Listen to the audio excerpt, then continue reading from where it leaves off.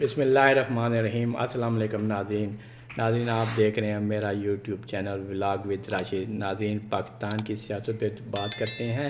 ناظرین نکارہ تو بچ چکا ہے 8 فروری کا، اور جو ہے وہ پرانے مداریوں کے ساتھ نئے مداریوں نے بھی لنگوٹ کس لیے ہیں اور جو ان کی بیٹھکیں ہیں اور ان کے جو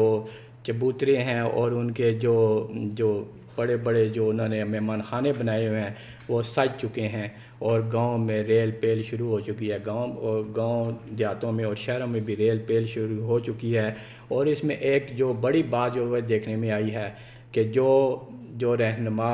جو کبھی کسی کے جنازے پہ یا کسی کی شادی پہ بھی جانا گوارا نہیں کرتے تھے، اب وہ شادیوں میں بھی بلائے مہمان پہنچ جاتے ہیں کہ ہم یہاں سے گزر رہے تھے، آپ کے بیٹی کی شادی ہے، حاجی صاحب یہ ہماری طرف سے یہ مبارکباد دیجیے گا، اللہ آپ کے بیٹے کی شادی مبارک کرے۔ اور اسی طرح اگر کسی کا جنازہ ہو جائے، کسی علاقے میں کسی کا جنازہ ہو جائے ان دنوں میں، تو ان میں بھی وہ ایک سیاسی اکھاڑا بن جاتا ہے۔ جی ہاں، ساری پارٹیوں کے رہنما وہاں پہ پہنچ جاتے ہیں، اور وہ ملے نہ ملے اور زور زبردستی کے ساتھ وہ جن کی فوتگی ہوئی ہے ان کے گلے ملتے ہیں، اور ان کے جیب بھی گرم کرتے ہیں کہ یہ ہماری طرف سے کوئی دعا کے لیے رکھ لیجیے گا۔ جی ہاں، یہ ہماری پاکستانی سیاست کی ایک پرانی عادت ہے، یہ کوئی نئی بات نہیں ہے، اس میں کوئی ہنسنے کی یا اس سے کوئی بات نہیں ہے کہ جب بھی پاکستان کی سیاست میں انتخابات ہو جاتی ہیں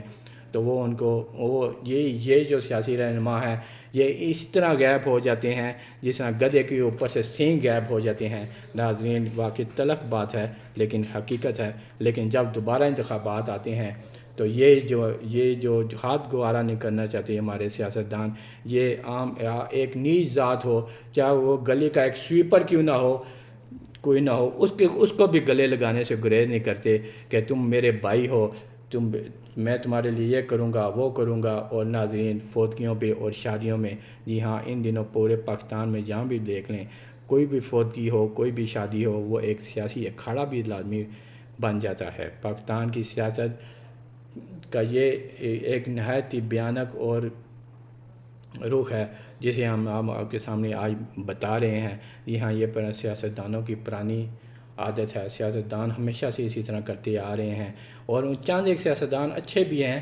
یہ نہیں ہے کہ چلو ان اچھے سیاستدانوں کی وجہ سے ہی پاکستان یہ ملک چل رہا ہے، سارے برے نہیں ہوتے، لیکن زیادہ تر جو بھی پاکستان کی سیاست ہے وہ اسی نیز پہ ہی چل رہی ہے۔ گزشتہ دنوں میں بھی ایک جنازے پر پہنچا تو میں حیران ہوا کہ جو سیاستدان میں نے کبھی اپنے پچھلے 4-5 سال سے نہیں دیکھے وہ سارے وہاں پہ موجود تھے، اور 10-15 گروپ کی ٹولیوں کے ساتھ وہاں پہ موجود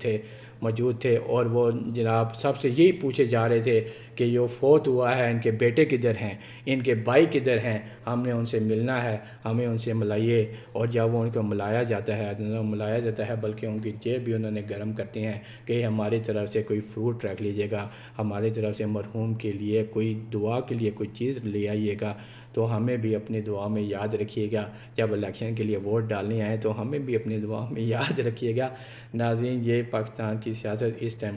چل رہی ہے۔ ناظرین پاکستان کی سیاست میں ایک نئی جماعت کی انٹری ہوئی ہے جس کو استحکام پارٹی کہتے ہیں۔ جی ہاں، استحکام پارٹی نے چند دنوں پہلے، بلکہ اب تو زیادہ ٹائم ہو گیا ہے، ایک جلسہ کیا، انہوں نے جلسہ کیا، اور اس جلسے کے اختتام پر انہوں نے ہزار کے نوٹ، ان کا کوئی جہانگیر ترین کا اپنا کوئی بندہ تھا، جہانگیر ترین صاحب تو خود نہیں تھے، علیم خان بھی نہیں تھے، لیکن ان کا اپنا ہی ایک آگے جو ظاہر ہے آج کل جو ہے ویسے ہی کنٹوٹے آگے بن جاتے ہیں جو ان دنوں میں کافی اکٹھے ہو جاتے ہیں، تو ہزار کے نوٹ اس نے پھینکنے شروع کیے، اور نیچے عوام اس طرح جبٹ رہی تھی ان ہزار کے نوٹوں پہ جس طرح کئی دنوں کے بھوکے شخص کو روٹی کا ایک ٹکڑا نظر آ جائے، اور وہ سارے شخص اس ایک روٹی کے ٹکڑے کو حاصل کرنے کے لیے لپک پڑیں کہ یہ اس سے میں نے اپنی بھوک بٹھانی ہے، اور وہ ہزار کے نوٹ کی گٹھیاں پھینک رہا تھا، اور نیچے سارے عوام وہ ہزار کے نوٹ کے کبھی کوئی پیروں کے نیچے آ رہا تھا، ان میں خواتین بھی شامل تھی۔ جی ہاں، یہ بھی پاکستانی سیاست کا ایک نہایت ہی بھیانک جو ہے وہ رخ ہے۔ اس میں ہمیشہ ہوتا ہے کہ سیاستدان اپنے مفادات حاصل کرنے کے لیے ووٹر کے پاؤں تک پکڑ لیتے ہیں، لیکن جب انتخابات ختم ہو جاتے ہیں تو وہ ختم ہو جاتے ہیں، تو میں نے آپ کو پہلے ہی کہا تھا، دوبارہ کہتا ہوں، تلخ بات ہے، تو یہ پھر اس طرح غائب ہو جاتے ہیں جس طرح گدھے کے اوپر سے سینگ غائب ہو جاتے ہیں۔ ناظرین یہ سلسلہ کب تک چلتا رہے گا؟ میں ایک آپ سے گزارش ہے، اس عوام میں بھی شامل ہوں کہ عوام ہمیشہ اسی طرح پستے چلے آ رہے ہیں۔ یہاں کا ایک ڈپٹی کمشنر جو ہے کمشنر ہے، وہ بھی جب یہ پھلوں کے اور پیاز ٹماٹر کے ریٹ معلوم کرنے کے لیے باہر نکلتا ہے تو وہ پورے پروٹوکول کے ساتھ جاتا ہے اور لاکھوں روپے کا جو عوام کے ٹیکس سے جو پٹرول ہے وہ ضائع کر دیتا ہے صرف آلو پیاز کے ریٹ معلوم کرنے کے لیے، اور وہی ٹیکس پھر عوام سے بلوں کی صورت میں اور مختلف چیزوں کے ٹیکسوں کی صورت میں عوام ادا کرتے ہیں۔ ناظرین یہاں پہ تو آئی ایم ایف کے ساتھ معاہدے بھی صرف اس لیے ہوتے ہیں، وہ عوام کے لیے نہیں ہوتے، وہ اپنی عیاشیوں کے لیے ہوتے ہیں کہ ہماری یہ جو پروٹوکول ہیں، یہ عیاشیاں ہیں، یہ ختم نہ ہو جائیں۔ ہمیں ہمارے جو بچے جو باہر پڑھ رہے ہیں، جو شام کو پاکستان میں ہوتے ہیں، صبح پاکستان میں ہوتے ہیں، شام کو چائے پینے کے لیے دبئی یا انگلینڈ جاتے ہیں اور پھر اگلے دن واپس آ جاتے ہیں، یہی آئی ایم ایف کے ساتھ پیسے لینے کے لیے وہ عیاشیاں ہیں جو ان کی ختم نہیں ہو رہی۔ اور عوام مسلسل عوام کی یہ حالت ہے کہ عوام کو اپنے حقوق کا ان کو پتہ ہی نہیں ہے، ان کو دال روٹی کے چکر میں ڈالا ہوا ہے، ان کو اپنے حقوق کا پتہ ہی نہیں ہے، اور وہ عوام ایک ہی بات کہتے ہیں کہ سرکار خدا نہ نے یہ چھتر مارنے والے بدا دیو تے سارے تے پاویں جتنا مرضی تساں ٹیکس لا دیو، لیکن یہ چھتر مارنے والے بدا دیو کہ ایسا اپنے کام تو لیٹ ہو جاتے ہیں۔ جی ہاں، اگر آپ کو پنجابی سمجھ نہیں آ رہی تو میں آپ کو اس کو اردو میں آپ کو بتا دیتا ہوں کہ بادشاہ سلامت یہ چھتر مارنے والے بڑھا دیں، آپ ہم پہ چاہے مرضی جتنا مرضی ٹیکس بڑھا دیں، لیکن یہ چھتر مارنے والے جو ہیں وہ بڑھا دیں، کیونکہ یہ چھتر مارنے والے کم ہیں اور ان میں ٹائم زیادہ ضائع ہو جاتا ہے اور ہم کام سے لیٹ ہو جاتے ہیں، اس لیے مہربانی کریں یہ چھتر مارنے والے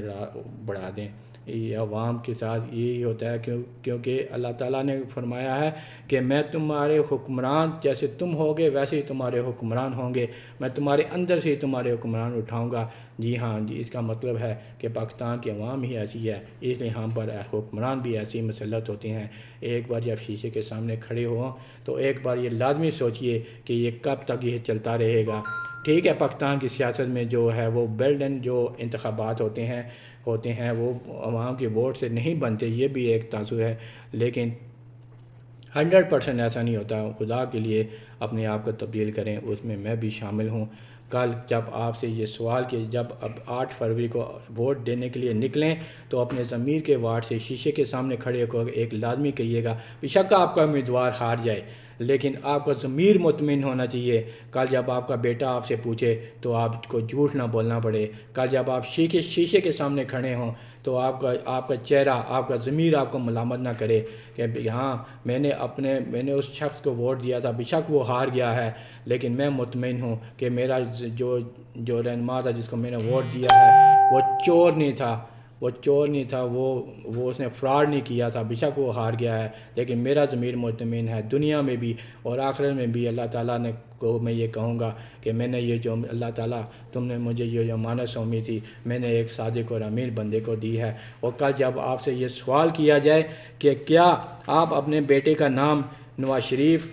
رکھنا پسند کریں گے یا آپ اپنے بیٹے کا نام عمران خان رکھنا پسند کریں گے یا آپ اپنے بیٹے کا نام مولانا فضل الرحمان رکھنا پسند کریں گے یا آپ اپنے بیٹی کا نام مریم نواز رکھنا پسند کریں گے یا آپ اپنی بیٹی کے نام بشرا بی بی رکھنا پسند کریں گے، تو آپ دللے سے کہیں ہاں میں یہ نام رکھنا چاہوں گا۔ اس وقت آپ کا ضمیر یہ ملامت نہ کرے، آپ یہ جھوٹ نہ بولیں کہ نہیں میں نے تو ان کو ووٹ دیا تھا لیکن میں یہ نام نہیں رکھنا چاہتا۔ اس لیے ایک دفعہ لازمی سوچئے، اپنے لیے لازمی سوچئے کب تک آپ ان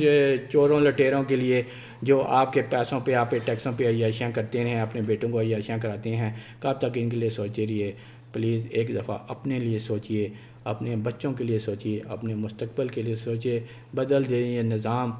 اس نظام کو، یہ جو نحوست، یہ جو ایک جو ہے وہ کوڑ زدہ نظام ہے، اس کو بدل دیجئے۔ اس کو عوام نے ہی بدلنا ہے، اس سے اوپر سے فرشتے نہیں آنے، انہیں ہم نے ہی بدلنا ہے کیونکہ ہمیں ہی انسان کو اشرف المخلوقات بنایا گیا ہے۔ خدا کے لیے اپنے آپ کو بدلیے، ایک دفعہ بدل کر دیکھیے۔